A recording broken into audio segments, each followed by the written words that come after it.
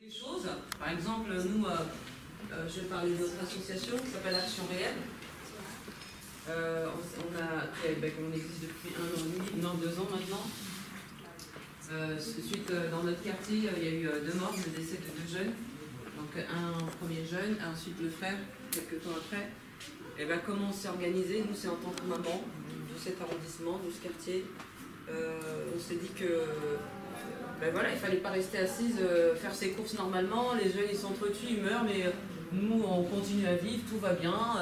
C'est normal. C'est pas normal. Et donc, du coup, comment s'organiser? Ben, nous, on a mobilisé tous les gens qu'on croisait, on s'est organisé. On est du 19e, on connaît un peu de gens dans le 19e, donc on s'est organisé. Comment on s'est organisé? On a donné des responsabilités à chaque quartier du 19e. On a fait une première réunion, donc il y avait des gens de Place des Fêtes, des gens de Danube, des gens de Cambrai, des gens de Riquet, des gens de Danube, des gens de... Voilà. Et ben comment on s'est organisé comme ça? On s'est dit, ben voilà, dans ton quartier, toi tu mobilises des gens pour qu'on fasse une grande marche. Toi, dans ton quartier, tu mobilises. Et en fait, c'est comme ça qu'après, on a fait une marche pour dire stop aux violences. On l'a faite le 25 novembre 2017. Et nous, on a fait ça en tant qu'habitants, en tant que voilà, gens normaux, quoi, avec un cœur. Sur la suite, après la marche, comment ça se structure? Ben justement, nous, directement dans le débat, lors des réunions, quand on faisait des réunions, on savait déjà qu'on allait marcher, mais que pas que ça. Parce qu'une marche, c'est bien, mais après tout le monde rentre chez soi et tout le monde oublie. Nous, on savait déjà qu'il fallait qu'on continue à s'organiser pour faire des choses et pour essayer de trouver la cause, essayer de, je sais pas moi, d'améliorer nos conditions de vie, tout simplement. Parce que, voilà. Et donc, on a fait cette marche, et après cette marche, on a continué à s'organiser. Mais là, après, politiquement, les gens se sont intéressés à nous. Donc nous, on n'était pas encore préparés à tout ça. On n'a pas fait ça enfin voilà, on a fait ça humainement. On l'a fait humainement, mais effectivement, il y avait quand même un espoir à l'attention politique, parce que c'est quand même là qu'il y a l'argent. Donc, quelque part, agir, c'est bien, mais on le rencontre aujourd'hui, 2 ans après, quand tu n'as pas d'aide financière et quand tu ne peux pas œuvrer au quotidien, même si tu es la plus militante des militantes, il y a des freins. Donc, à un moment donné, politiquement, on a quand même besoin de ça pour avancer. Oui, mais moi, je trouve qu'aussi, on n'a pas forcément besoin de leur argent, pardon, hein, mais qu'on peut s'organiser aussi quand on connaît du monde. Je sais pas, moi, t'es imprimeur, voilà, t'es mon pote, t'as une imprimerie, moi je viens chez toi, j'imprime mes trucs. Je vais là-bas, t'as une salle de spectacle, tu travailles dans un lieu où il y a une salle de spectacle, voilà, tu connais notre cause, ben voilà, je veux dire, on peut aussi s'organiser avec nos connaissances, parce qu'on a tous des compétences, on a tous des gens qu'on connaît, et jusqu'à présent, on a quand même aussi travaillé comme ça, avec nos connaissances, avec l'entourage, voilà, parce que pour ma part, après je sais pas, mais je suis en train de me dire que voilà, si on fait comme tout le monde, une association, on demande des subventions là-bas, après ils ont un pouvoir sur nous aussi. Et moi ça, je sais. Et du coup, pour les prochaines municipales, vous avez l'idée d'envoyer... On y réfléchit. On y réfléchit sérieusement. On y réfléchit pour de vrai, mais après il faut être calé, et moi je sais que je suis pas encore calée dans ce domaine-là. Il y a des gens qui sont calés dans l'arrondissement. Beaucoup. Il y en a pas mal. Voilà. Non, c'est eux qui en parlent. Oui, tout à fait, tout à fait. Ils sont calés, et c'est important ça. Non mais voilà, c'est hyper important. Donc moi je veux dire, on peut aussi s'organiser, même par exemple, ce qui se fait beaucoup aux États-Unis, c'est comment on appelle ça? La participation. Ouais, le financement participatif. Et voilà, il fonctionne beaucoup comme ça là-bas et ça fonctionne très bien. Moi, quand je vois, par exemple, excusez-moi, vous le savez tous, on a tous été choqués, tout l'argent qui a été mis pour reconstruire Notre-Dame. Enfin, moi, je veux dire, et quand des fois on envoie des causes pour une association, on reçoit 2 €, 20 €, enfin, je veux dire, des gens. C'est pas les mêmes. Les gens font des aveugles. Non, mais. C'est pas les mêmes. Oui, mais moi, je trouve ça grave. Ils font des aveugles. Non, mais c'est pas les mêmes caisses, mais c'est les caisses. Il y a aussi c'est d'accord. Mais je veux dire, il y a aussi la responsabilité des Excuse-moi. gens, enfin, on est des humains. Je suis pas d'accord. Quand la région Île-de-France débloque 10 millions d'euros Valérie Pécresse, alors que des mecs comme Jiggy, ils pleurent pour avoir une subvention pour financer des films. Pareil. Des budgets qu'ils ont, et qu'ils ne vont pas financer, ou les budgets ont été arrêtés là, dans tous les quartiers parisiens par la région Île-de-France, c'est de l'argent public. Ou que tu dois remplir des dossiers de subvention, sympa, c'est une dinguerie. quand tu demandes des aides de fonctionnement pour lutter contre la mort de mineurs dans nos pays. Ouais, il faut être technocrate. Donc à un moment donné, tu te poses des questions. Donc voilà, il y a tout ça, c'est tout ça qu'il faut réfléchir. Et puis, nous, on a de la chance, on arrive à quand même mobiliser des gens, mais c'est fatigant. C'est très fatigant d'être. Je sais plus qui c'est qui disait ça tout à l'heure. Il faut lâcher son boulot. Je sais pas, c'est toi. Voilà, il faut s'investir, ça demande un gros investissement. Et moi, aujourd'hui, même des fois, je suis en train de me dire, mais je sais pas si je vais continuer. Hein, parce que tu gagnes pas d'argent. Tu dépenses beaucoup d'énergie. Alors oui, il y a beaucoup de choses. C'est quelque chose qui nous prend à cœur. Moi, pour moi, des enfants qui s'entretuent. Enfin, je sais pas, moi, pour moi, ça peut être mon fils, ça peut être mon enfant. Il y a un réel problème et je pense que si tout le monde s'impliquait, je pense qu'on pourrait. Enfin, je veux dire, ça pourrait mieux fonctionner que d'attendre des subventions de l'État. En plus, quand tu fais des demandes, ils sont versés 6 mois après ou 8 mois après. Donc, alors que c'est maintenant que tu as besoin d'argent pour faire tes trucs, c'est pas dans 6 mois. Et là, en plus, on parle, comme elle dit Séverine, on parle de morts enfants. Donc, en tout cas, pour nous, pour notre association. Ah, mais est-ce que l'État, il s'en fout pas aussi des morts d'enfants? C'est ça aussi. Ouais, mais il faut arrêter de se mettre des freins et des croyances. Moi, je ne veux pas de freins, mais l'État, il ne s'intéresse pas à nous. Donc, si on ne fait pas les choses nous-mêmes, même si l'État s'en fout, moi je prends l'exemple d'Action Réelle, ça fait 2 ans et demi qu'on existe. Suite à la marche, on a mis en place, on a construit une exposition sur la marche, une exposition photo qui est super belle, qui nous a coûté un bras pour le coup. Je veux dire, il y a des acteurs, des militants du 19e qui aujourd'hui et qui étaient en première ligne sur la discussion des assassinats dans nos quartiers, qui n'ont pas vu l'exposition. C'est pas faute de l'avoir exposé. C'est pas faute d'avoir invité les gens. Non, mais je te dis pas de ne pas faire les choses. Je te dis de ne pas compter sur eux. Bien sûr, non, mais ce que je veux te dire, c'est qu'avant de dire que est-ce que l'État n'est pas content de ça, il faut que nous-mêmes, entre nous, on soit solidaires. Après, on s'en fout qu'ils soient contents ou pas. En fait, c'est ce qu'on fait qui doit. C'est ce que je te dis. Vous dites la même chose. Mais en fait, nous, de quoi on est content, c'est que depuis qu'on a fait cette marche, en tout cas, ça a intéressé politiquement. Ils ont organisé ensuite après dans le 19e des états généraux, des RICS, parce que voilà, ils ont vu qu'il y a eu énormément de gens pour cette cause. Donc déjà, ça nous. Surtout, c'est qu'on leur a envoyé la responsabilité au pouvoir public. À un moment donné, ils ont leur part de responsabilité. Et là, de fait, c'était un petit peu obligé de s'en emparer de ça et de faire les choses. Même si derrière, il n'y a pas de suite concrète. En tout cas, il y a eu des états généraux à la ville de Paris organisés par Hidalgo. Donc, mais il ne faut pas s'arrêter là. Et tant que nous, voilà, c'est à nous de se mobiliser et de travailler ensemble. C'est-à-dire qu'une question X, une question Y, elle va faire partie de tes questions à toi que tu as présentées derrière dans les... Je peux prendre une dernière intervention, mademoiselle.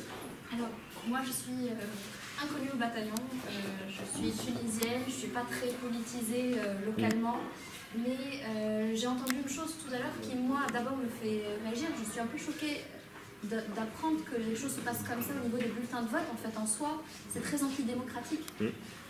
En Tunisie, c'est la nation qui paye et après, on a une feuille et on coche. Et d'abord, ça, ce que je veux dire, moi, je comprends qu'à partir déjà d'un tout petit élément comme ça, on puisse penser exactement comme monsieur, hors des sentiers battus, en se disant de toutes les façons, le jeu est pourri à l'avance, moi, je fais mon truc ailleurs. Après, j'entends très bien ce que vous dites, vous, quand vous dites nous, en organisant la CAN, le lendemain, on a les policiers et nous, on est des interlocuteurs.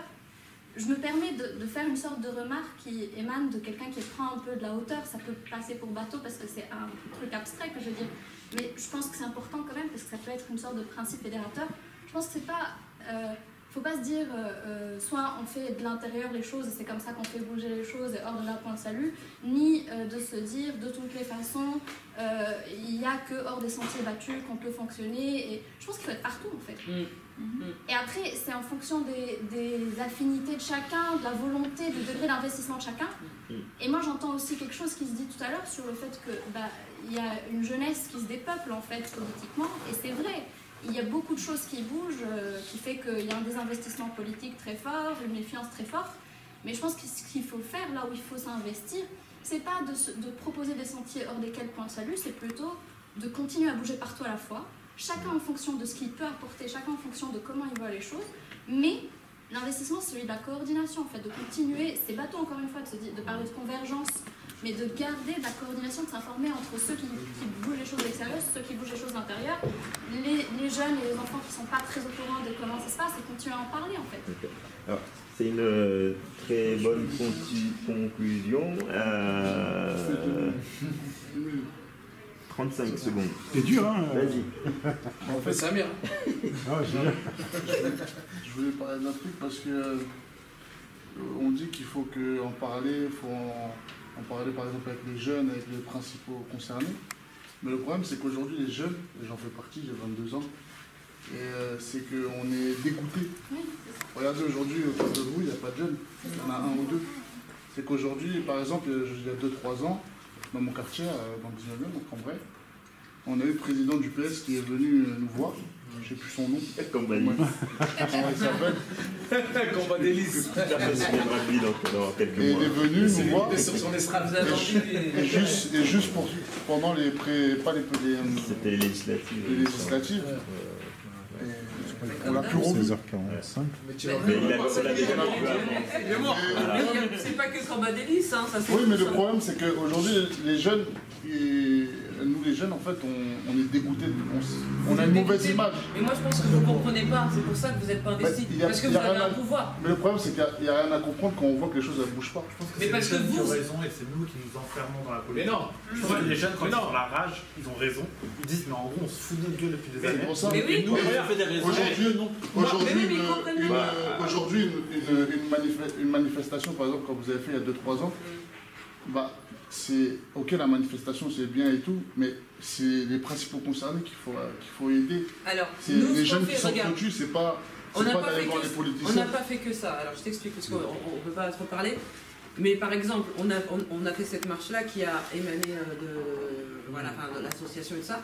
Mais là, on vient de finir un gros projet qu'on a fait à l'hôtel de ville. Nous, on fait de la prévention. On ne peut pas aller voir ceux qui sont trop tués. Mais si on peut déjà amorcer le débat. Non, mais les jeunes, ils savent que s'entretuer, c'est bon. Mais il y a un moment, il y a une rage qu'on ne peut pas enlever comme ça. Dans une voie qui ne sort plus là.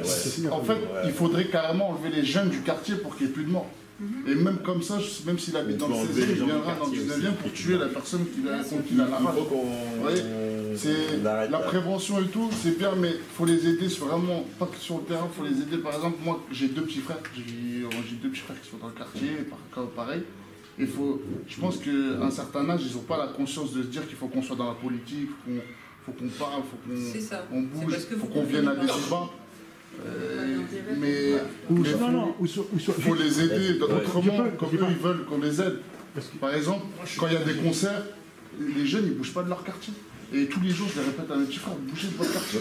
Ils ne savent pas, ils ne connaissent même pas. Il y en a qui n'ont jamais vu la Tour Eiffel, ils ont 18 ans. Excuse-moi frérot, juste pas, c'est pas pour te couper. Non, je ne sais pas si c'est une conclusion que je veux faire, mais juste comme je disais, et je crois, même s'il l'a vu, je l'ai mis en réseau, j'ai dit, c'est très content que les jeunes du quartier organisent la canne. C'est pour ça. Et j'ai dit, utilisez vos cités, il faut les transformer en activité. On peut faire des défilés, parce que même c'est quelqu'un qui fait des défilés de mise, fait plein de choses. Et au lieu de payer des grosses salles à investir, je n'ai pas envie de dire le somme parce que ça coûte plus très cher, les quartiers, les cités, c'est à nous, on y habite, moi je suis partant en tant que grand frère pour soutenir ces choses-là, pour faire terrain de basket, tournoi de basket, même s'il faut bowling, même s'il faut patinoire, mettre un podium, tapis rouge, c'est faisable. Surtout parce que là il fait beau. Donc, bien sûr. Et si la police elle la police ne les mettra pas. Alors on faut vraiment conclure. Alors 15 secondes chacun. T'as 15 secondes. Vas-y. Je dis juste que, comment tu t'appelles? Ariski. Ariski, il est tout seul. Il a 22 ans, nous on a quel âge là? Moi j'ai 46 ans. Ouais. 46. Moi j'ai presque... bon, quoi qu'il en soit. Ouais. Non, dis ton âge.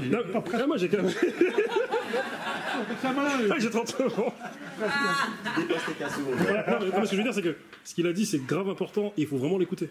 Parce qu'il a 22 ans et dans tous les débats que nous pouvons faire, il n'y a aucun jeune à chaque fois. On est entre nous, on est entre soi, des mecs qui ont plus de 30 ans.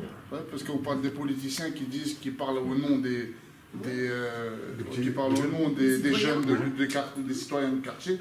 Mais on voit aussi que des fois, c'est les anciens qui parlent des jeunes. Alors que les jeunes, ils n'ont pas la parole encore. Mais là, moi, là où je suis pas d'accord, là où je suis pas complètement d'accord avec toi, c'est qu'à un moment donné, on a tous, on a tous une conscience, tu vois, on a tous. Moi, quand je me suis lancé la première fois, j'avais 22 ans, Reski. J'avais 22 ans, j'ai grandi à Barbès comme eux. J'ai grandi à Barbès comme eux. Tu vois, c'est-à-dire que. Mais tu peux parler mais les générations changent. C'est-à-dire que j'ai grandi à Barbès comme eux. C'est-à-dire qu'aujourd'hui, quand les petits ont organisé la CAN, direct, je suis parti les voir, je leur ai dit, attention, vous allez organiser la CAN, mais il faut aller plus loin que la CAN. Bien sûr. Il faut aller plus loin que ça. Quand moi j'ai été, que j'avais 22 ans, j'avais pas de grands qui m'ont dit, vas-y, on est derrière toi, vas-y, nous on a déjà fait. J'avais pas d'exemple. J'avais pas d'exemple devant moi. Il n'y avait aucun grand qui s'était présenté en politique sur le quartier de la Goutte d'Or. Ça veut dire qu'à un moment donné, il faut que aussi nous-mêmes, et y compris nos jeunes. Pourquoi moi, aujourd'hui, moi j'ai un fils de 16 ans. Moi j'ai un fils de 16 ans. Là il est en stage. Tu vois. Mais quand je vois avec ces gars, quand ils viennent demander des salles, des trucs, des machins, je leur dis mais à un moment donné, il faut s'impliquer aussi. C'est pas juste vous venez demander des salles parce que vous allez aller danser et le reste, on fait comment? Et juste pour finir, juste par rapport à ce qu'elle a dit la demoiselle, effectivement, quand tu fais de la politique ici en France, ils ne veulent pas nous voir en politique. Tu sais, moi, quand je me suis présenté aux législatives, tu m'as fait penser, j'ai pas eu de compte bancaire. On a dû saisir avec mon mandataire financier l'ordre national des banques pour que, après l'élection, je puisse avoir un compte bancaire.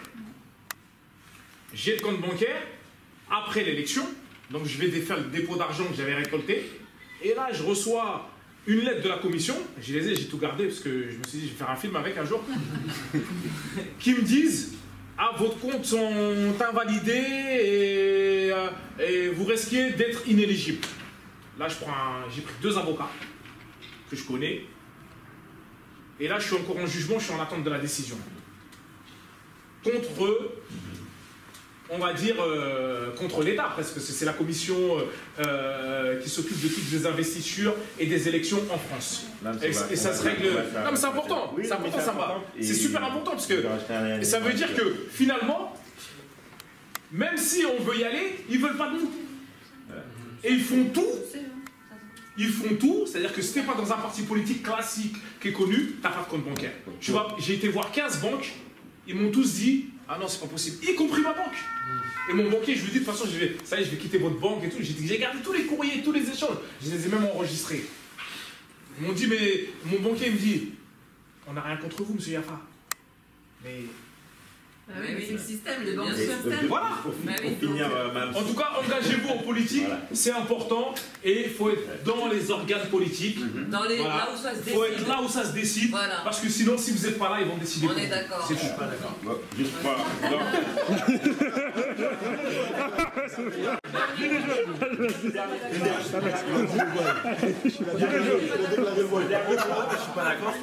Donc le dernier mot. Le dernier mot. Le dernier mot. Le dernier mot. Moi je vais parler à... C'est pas normal quand vous êtes 19e place. Pour compléter ton information. Il faut savoir qui l'a invité. Le dernier mot. Je suis venu à la base parce que j'aime le cinéma. J'ai travaillé dans le cinéma. Ah, bien. Enfin, j'ai fait des études et tout. Et je voulais venir voir les films. Je voulais voir aussi le film de court-métrage de Jiggy. Mais comme j'étais à PKO ce matin. Non, mais voilà, t'es arrivé en retard. Voilà, à 14h. Voilà, Jiggy que je suis beaucoup. C'est même sur ça que j'ai trouvé le dernier mot. Attends, mais je le connais, moi, on se connaît. Donc fort, dis-nous tout sur cette initiation à la boxe. Alors nous, on est un projet d'éducation populaire. On travaille sur Saint-Denis. On travaille avec des jeunes qui sont en situation de grande précarité, donc qui habitent en squat, bidonville ou hôtels sociaux.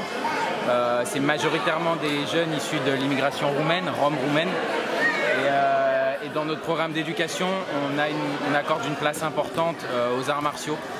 Donc on a mené avec l'association La Voix des Roms, qui encadre cette activité, toute une réflexion sur les arts martiaux, le rapport entre les arts martiaux et la lutte politique. Et on essaye, dans une démarche un peu d'empowerment, de donner de la force et du courage et de faire les enfants s'intégrer à voilà, des dispositifs éducatifs. On travaille avec beaucoup d'acteurs associatifs de la ville et progressivement on essaie de les accompagner à la fois dans leur parcours scolaire et dans leur parcours sportif, associatif. Voilà. Donc c'est de l'insertion par le sport. C'est ça, ouais. Ça. Voilà. Okay. Et du coup, vous êtes combien dans votre association Alors l'association La Voix des Roms, il y a plusieurs personnes et il y a plusieurs projets, dont ce projet d'éducation, mais il y a aussi un pôle juridique. Il y a tout un travail qui est fait sur la mémoire et sur la résistance rome, avec la fête de l'insurrection gitane qui se passe tous les ans à Saint-Denis autour du 16 mai. Et nous, dans le projet d'éducation spécifiquement, on a un salarié, un éducateur salarié, moi qui suis bénévole et qui encadre un peu tout ça. Et voilà, on a une petite structure, on a environ entre 15 et 20 jeunes voilà, qui tournent, mais dont certains qui sont plus réguliers et qui sont vraiment intégrés voilà, dans un projet sportif à long terme, sportif et scolaire à long terme. Quoi. On est une petite structure quand même. Du coup, financièrement, comment vous avez bénéficié de subventions Ouais, financièrement, on a été jusqu'à maintenant éligible au contrat de ville. Ouais. On a quelques subventions privées, donc c'est l'association qui distribue comme ça en fonction des projets. On tourne à peu près à l'année avec 15 000 € à peu près. C'est un budget qui n'est pas énorme mais qui nous permet de prévoir des choses. Et là on est en recherche, on a une grosse demande, il y a énormément de jeunes à Saint-Denis qui vivent en squat, qui sont invisibles, qui sont très éloignés à la fois de l'école et des structures existantes. Et il y a une demande qui est énorme. Donc en fait, on essaye à la fois de modéliser ce qu'on fait, de faire en sorte que d'autres le fassent, que les clubs soient sensibilisés. Et nous, on essaye aussi de développer le projet pour pouvoir permettre à plus de jeunes de pouvoir accéder à tout ça, quoi. Du coup, c'est la première fois que j'entends parler d'une telle initiative vis-à-vis des Roms. Ouais. Vous êtes, en ma connaissance, vous êtes la seule association que je connaisse qui fasse ça. Est-ce qu'il y a d'autres associations qui nous, on suivent votre exemple? On travaille, en tout cas, des associations qui font de l'insertion par le sport, comme ça, dirigées vers cette population. Il y en a peu, voire presque pas. J'ai rencontré quelques personnes qui commencent à essayer d'y réfléchir et c'est une bonne chose. Après, on travaille beaucoup avec l'A7 93, qui est une association qui gère vraiment la scolarisation et qui est une association de référence dans le 93 et qui commence aussi à se développer pas mal. On travaille aussi avec Murals, qui font des fresques participatives qui sont là. Ouais. Voilà. Okay, on a fait tout dernièrement là, à Saint-Denis une fresque avec des jeunes en essayant de provoquer aussi ce mélange pour essayer de combattre ce qui s'est passé très récemment avec les violences ciblées envers les populations roms, les conflits intercommunautaires comme ça. Mais il y a assez peu d'associations qui est dans cette démarche et il faut encourager les gens à le faire, à aller sur les bidonvilles, aller dans les squats, voir qui habite là et puis commencer à engager du boulot avec les enfants, quoi. Du coup, pour finir, quel message vous avez à transmettre un petit peu à... Parce que tu as parlé des polémiques qu'il y a eu récemment vis-à-vis des Roms, quel message tu auras à transmettre à ces polémistes et à ceux qui ont suivi ces polémiques vis-à-vis des Roms et toutes ces choses-là? Bah écoute, moi ce que j'ai en tout cas à travers le sport, je pense qu'on a besoin d'avoir des lieux physiques où on peut se rencontrer.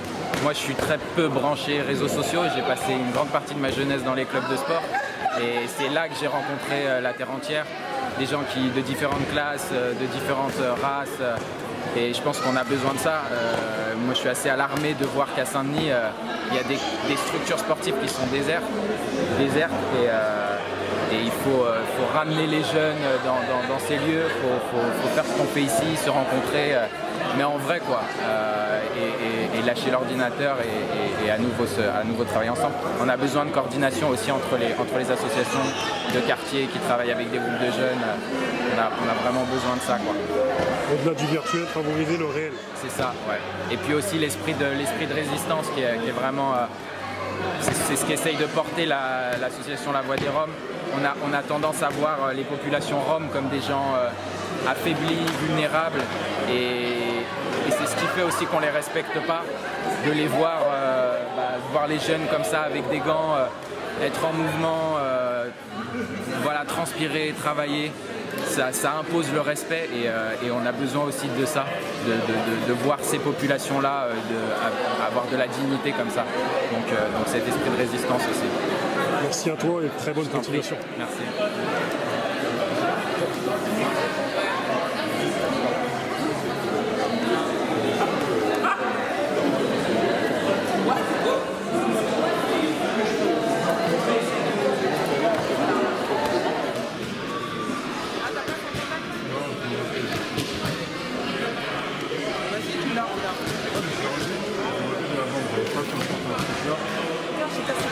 Non, elle était un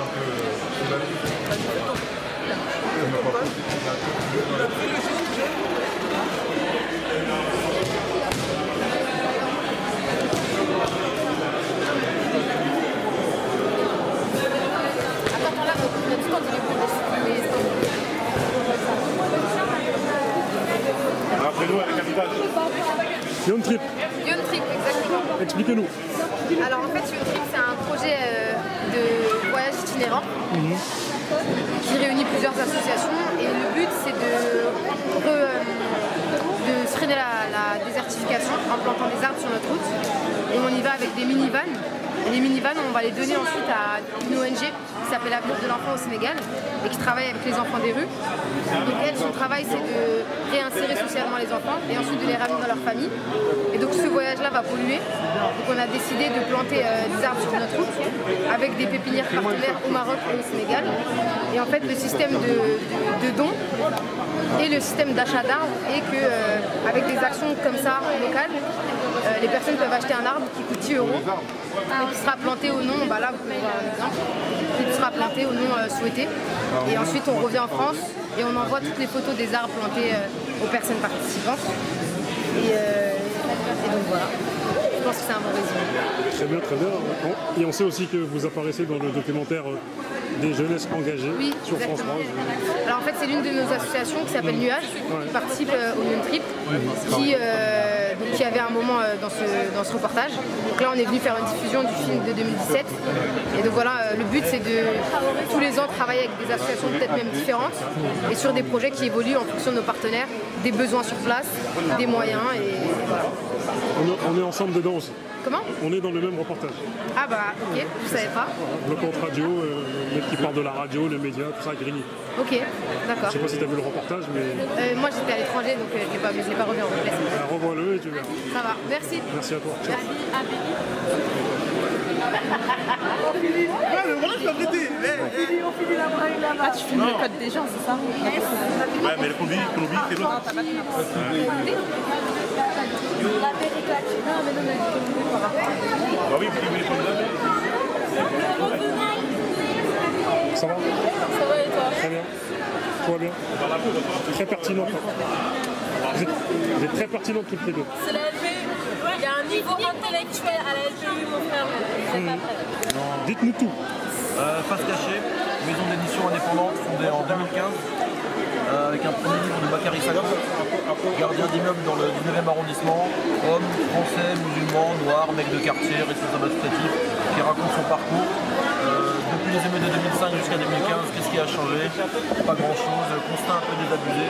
Tout premier livre de Face cachée, c'est pour ça que la maison d'édition a été créée. D'autres livres qui ont été faits depuis.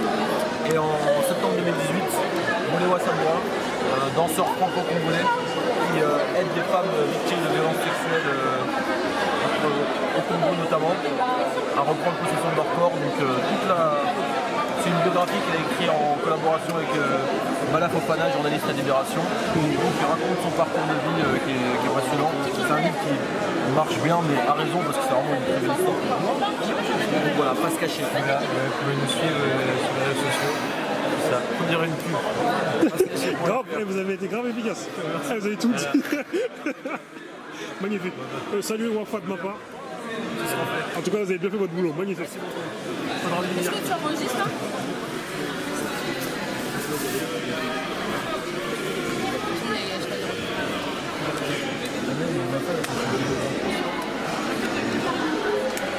Est-ce que tu veux exprimer 2-3 mots? Non, c'est plus. Chapeau.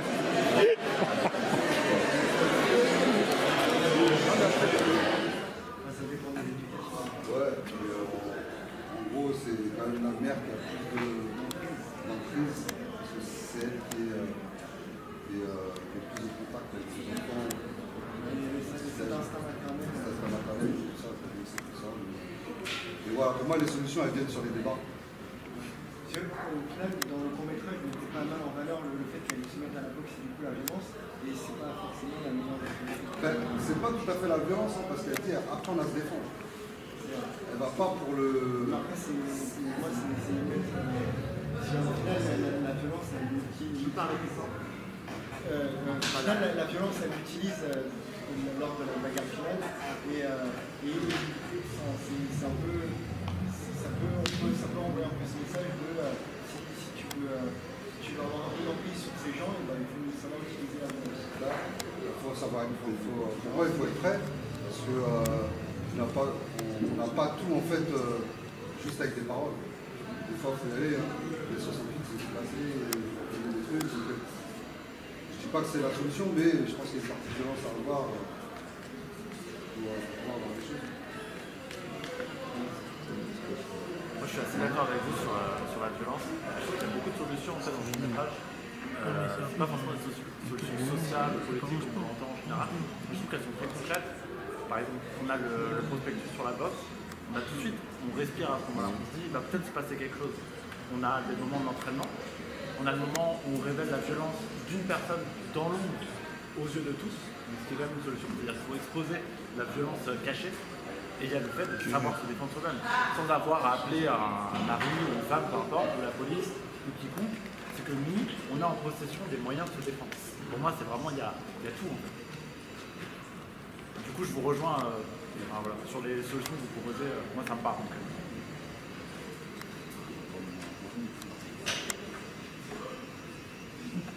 D'autres questions?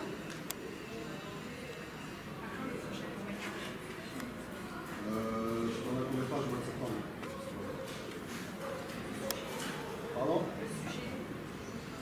Le titre, La Balance. Dédicace à Bob Swain, un film des années 80. Toujours le problème un problème social. J'aime bien, c'est un sujet un peu. Je parle de ce que j'ai vécu, de ce qu'on vit un peu dans les quartiers populaires, même si j'ai des scénarios qui parlent d'autres choses, mais je suis surtout sur l'humain. Moi, ce qui m'intéresse, c'est l'humain. Moi, quand on n'a pas pu voir l'affiche, quand j'ai fait l'affiche de Mamalova, quand ma graphiste l'a fait, on voit une actrice noire dessus, et la première chose qu'on m'a dit, mais pourquoi une actrice noire? Et moi, je lui ai dit, mais c'est pas une actrice noire, c'est une actrice. Et ce que j'ai essayé de faire dans ce court-métrage, c'est qu'avec l'émotion, on oublie que c'est une actrice noire, qu'elle est noire. Ça peut arriver à n'importe quelle mère. Moi, je suis plus dans la transparence dans ce truc-là et l'émotion. Mais voilà, toujours des problèmes sociaux.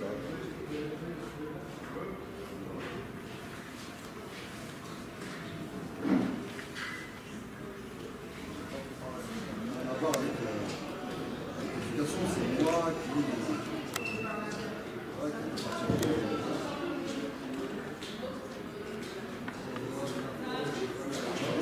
c'est les influences que vous cherchez. Ouais, ils contrôlent pas tout. Ils contrôlent pas tout, ils essaient un minimum. Parce qu'ils sont enfants, donc c'est hyper important. Et en plus, c'est pas auprès d'enfants qu'on va mettre les moyens pour arrêter la misogynie, le harcèlement, la notation. On fait croire aux enfants, alors les enfants, c'est pas bercé par ça, on fait croire aux enfants que les notes, ça correspond à leur être. C'est-à-dire, ah bah tu es 5 sur 10, tu es 3 sur 10, tu es nul. C'est quand même, ça me perturbe en fait, que notre société impose ça aux enfants. Et voilà, pour moi, la violence, c'est ça. Alors, on leur tape pas dessus, mais pour moi, c'est ça.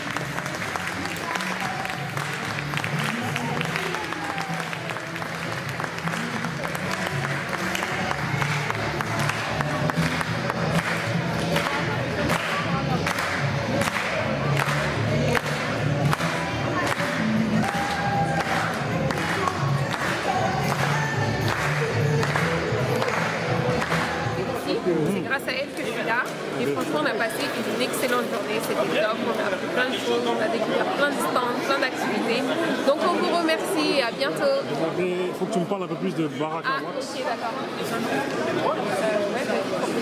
Pardon. Donc du coup, Baraka Wax, c'est une ligne de vêtements femmes, hommes, enfants. Et je propose des accessoires, de la bagagerie.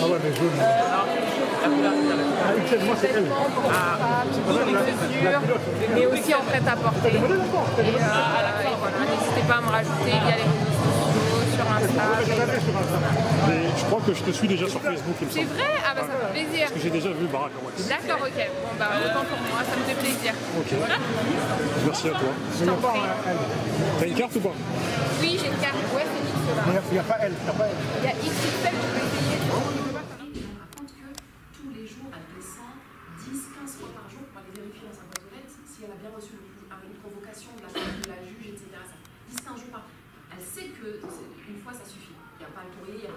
Mais elle descend, c'est psychologique en fait.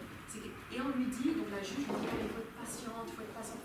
Voilà, donc c'est une violence en fait. Donc tu te dis, mais tu te la douille. Et en fait, ce jour-là, on se disait, je sais pas si tu te souviens, mais on se disait, c'est vrai qu'on partage beaucoup, nous, des expériences comme ça, genre en Inde, au Pakistan, où en fait, tu as des femmes qui attrapent les douleurs, et genre, il n'y a pas de système judiciaire et tout, elles étaient en crâne dessus, alors elles les frappent et tout. Et nous, on est en mode, ah ouais, purée, c'est bien et tout, enfin, il y a quelque chose. Mais par contre, ici, on parle de mon visage en fait. Non, ici, en fait, on se dit quand on est une militante bien professionnelle et tout, on se dit non, il faut effectivement aller porter plainte, il faut chercher un avocat, une avocate, etc. Il faut bien respecter les règles en fait. Donc à un moment, on se dit, mais ce système-là, il est fait par qui en fait? Le système policier, judiciaire, etc., auquel on demande de l'aide. Est-ce que vraiment il a intérêt à nous aider? Non. Voilà, et de toute façon, même, encore une fois, même au final, quand tu obtiens à peu près la sanction que tu veux, mais tu as attendu 10 ans, tu es fatigué, tu as divorcé, tes enfants, machin, ils sont... Enfin bref, voilà, il faut voir aussi ce que racontent les victimes. Et donc de toute façon, façon, je pense que c'est pas si dichotomique que ça. C'est une question de vie ou de mort de toute façon. Et qu'à un moment donné, il faut se bouger pour trouver vraiment des affaires. Donc il y avait ce côté-là, un peu on découvre l'eau chaude, quoi, avec l'avocat, il faut faire ceci, il faut faire cela. Ah, maintenant, je suis à dire que tout ça, il faut jeter à la poubelle, en fait. Franchement, ça sert à rien. Après, j'ai pas découragé les victimes qui sont dans les démarches judiciaires, surtout pas. Mais en tout cas, il y a une question vraiment de vie ou de mort à essayer de réfléchir à quelque chose, pas essayer, réfléchir et mettre en place, et notamment, encore une fois, au niveau des quartiers. Nous, on a commencé là sur le 93 une démarche à partir de cette défense, voilà, dans des groupes de femmes, etc. Il y a des expériences, je sais que il y avait plusieurs personnes qui en avaient parlé lors de la formation des expériences des années 70, etc. Il faudrait redécouvrir, aller voir un petit peu ce qui se passe encore une fois en Asie, etc. Enfin, il y a des choses qui se mettent. Et donc du coup, nous, du côté de Moissy, on a à la fois aussi ce discours de c'est important d'accompagner et vraiment de remettre les victimes au centre, parce que généralement on a tendance à se focaliser sur les agresseurs et on ne se rend pas compte de ce que la victime vit. Donc vraiment d'essayer de penser à comment est-ce qu'on remet la victime au centre. Donc évidemment, je te rejoins complètement sur le fait que à l'heure actuelle, dans la mesure où la prison, la police, etc., c'est un petit peu le seul moyen pour la victime d'avoir l'impression d'obtenir justice. On accompagne des femmes qui sont victimes de violences, voilà, c'est évident. Mais derrière, il y a quand même des tentatives d'expérimentation qui sont plus, du coup, au niveau des militantes, en fait, parce que c'est nous qui sommes aussi capables d'entendre ce discours anticarcéral, et donc de reprendre ce qui existe chez les anarchas féministes ou ce genre de choses, qui sont de comment est-ce que déjà on repense la justice et la sanction à une échelle qui est beaucoup plus petite, et qui est presque communautaire en fait, et donc comment est-ce qu'on va former autour de la victime des groupes de défense, comment on va mettre en place des médiations, comment on va essayer d'exclure ou d'éloigner la personne, enfin, le violeur, l'homme violent. Et là, ça peut se faire qu'au niveau de, comme je le disais, de personnes militantes, parce que sinon c'est quand même assez violent de se dire qu'on ne passe pas par la procédure judiciaire, etc. Mais c'est des tentatives pour justement essayer de se passer de police, essayer de se passer...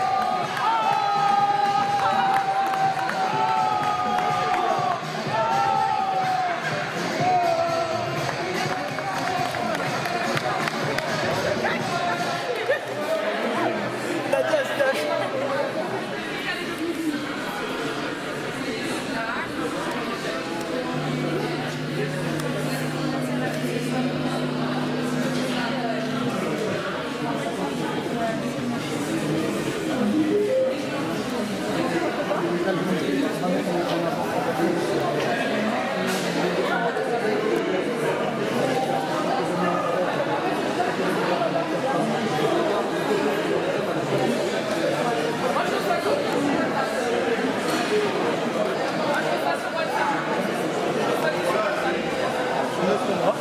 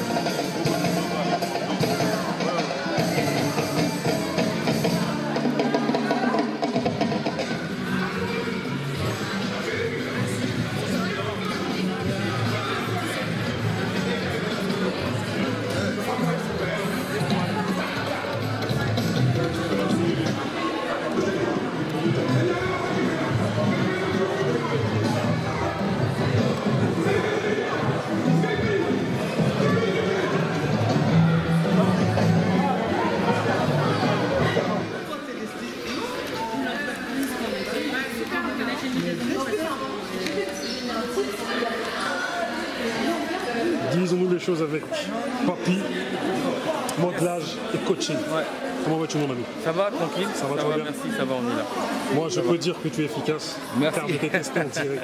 Là je te parle en mode détendu. J'étais éclaté. C'est bien, ça me fait plaisir. Tu m'as détendu mon Je suis là pour ça. Mais dis-moi toutes tes techniques. C'est quoi, t'as pris ça en Thaïlande? Non, en fait j'ai fait quelques formations de massage basique. Et puis je connaissais aussi quelqu'un qui m'a pas mal formé. Mais moi à la base j'ai fait du sport à haut niveau. Tu fais quoi comme sport? J'ai fait du foot. D'accord. Donc le fait d'avoir à côtoyer des kinés, ostéo, je sais l'importance que ça pour un sportif. Et je pense que le massage c'est assez accessible vraiment pour tout le monde. Et on devrait faire de temps en temps des massages parce que c'est une bonne chose pour le corps et même pour l'esprit. Et puis ça détend. Et puis voilà, c'est quelque chose de très important. Donc être dans des événements comme ça, c'est bien parce que ça, on n'y pense pas au quotidien, mais c'est important de prendre conscience qu'un petit moment de massage comme ça, Mais je pense qu'il en faut tous les jours des massages en fait. Ou selon toi, parce que toi tu es un professionnel, ils font des massages tous les combien de temps? Moi j'ai des clients par exemple qui font tous les 15 jours. D'accord. Voilà, tous les 15 jours avec un travail à côté parce que je suis aussi coach sportif. Mais tous les 15 jours, ça fait 2 ans. Ce client-là, il a beaucoup progressé sur certains domaines, sur le lâcher prise et toutes ces choses-là. Et il se sent au quotidien mieux. Donc c'est quelque chose, c'est devenu un besoin pour lui de le faire régulièrement. Voilà. Toi, tu conseilles de faire des massages tous les combien de temps? Selon toi, est-ce que tous les jours c'est nécessaire? Non, tous les jours non. Alors, pour un sportif qui est un professionnel qui s'entraîne tous les jours, c'est bien en termes de récupération, c'est très très bien tous les jours. Après la séance, voilà. Mais pour quelqu'un lambda qui bosse avec le stress du quotidien, se donner minimum une fois par mois. Voilà, une fois par mois. Après les gens qui ont vraiment des moyens, deux fois dans le mois ou tous les 15 jours, c'est bien. Donc la détente physique influe vraiment sur le psychique, le mental. Mais énormément. Donc, là j'ai eu des personnes par exemple que j'ai massées. En fait tu constates juste que des fois il y a des problèmes qui sont même pas physiques mais qui deviennent physiques. Il y a une phrase que j'aime beaucoup qui dit tous les mots MAUX, d'accord, c'est des mots, des paroles qu'on a du mal à dire. Tu vois, qu'on a du mal à dire. Du coup, ça devient des mots. Et des fois, il y a même certaines maladies qui sont d'abord mentales ou spirituelles, mais qui deviennent des ulcères ou des douleurs. Exactement. Voilà. Donc voilà, c'est c'est vraiment quelque chose de très important. Moi, je l'ai découvert en tant que sportif et ça me faisait beaucoup de bien parce que mon corps, c'était mon outil de travail. Et si j'en prends pas soin, ça casse, je suis pas bien et puis voilà. Du coup, tu disais que tu as joué au foot. Tu as joué au foot à haut niveau dans quelle équipe? J'ai joué, moi, j'ai joué que dans les clubs parisiens, les plus connus, Red Star. J'ai joué à Levallois, à Saint-Gratien, au Racing Club de France. Voilà les grands clubs que j'ai fait dans la région parisienne. T'étais à quel poste à chaque fois? Moi, je jouais attaquant. Attaquant. C'est pour ça que je te sens vif là quand tu nous masses. Tu te déplaces vite.